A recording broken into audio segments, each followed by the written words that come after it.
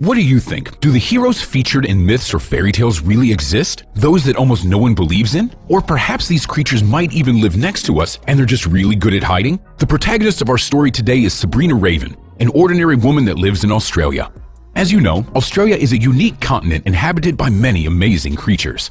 Some animals of the green continent can't be found anywhere else in the world, but there are some whose existence we still don't even know about. But living in Australia, Sabrina probably has seen many unusual animals in her life. But did she ever wonder about the existence of the heroes of myths and legends in real life before this story happened to her? One evening, Sabrina went to her bathroom to take a shower and relax after a hard day at work. There, she heard strange sounds coming from the ceiling. As she looked in the direction from which the rustling sound was coming, she saw a small hole and a ball of fur in it. It looked creepy. What could it be, Sabrina wondered in her mind. Maybe it's just a mouse, or a giant fluffy caterpillar, or a clutter of spiders that just hatched. In any case, the woman wasn't happy about such a neighbor. So the girl got on a chair and poked it with her finger. Probably not the smartest idea. But that didn't scare the creature, and it didn't run away. On the contrary, it seemed as if it was trying to crawl through the hole, which really scared Sabrina.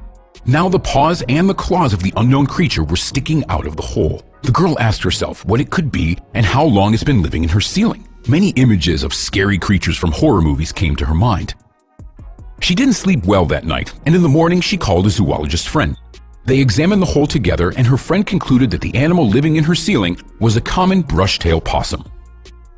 The common brush-tailed possum is a member of the cuscus family, one of the largest marsupials in Australia.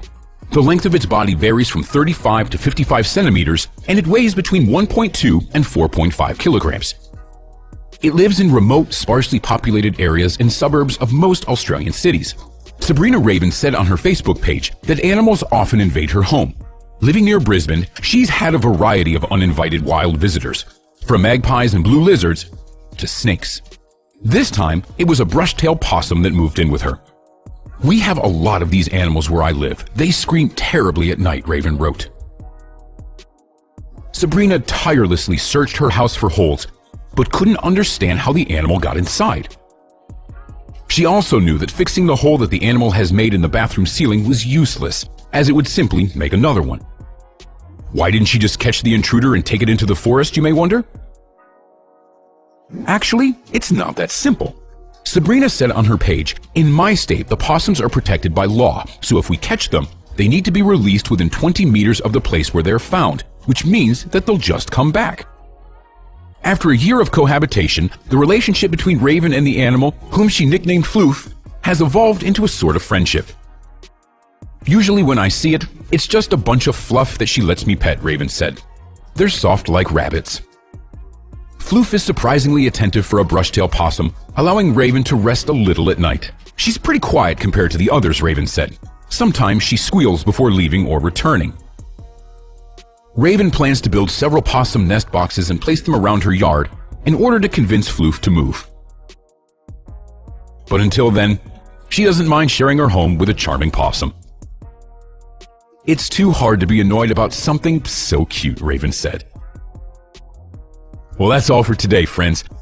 What do you think about this cohabitation situation? What would you do if you were Sabrina? Let us know what you think in the comments section.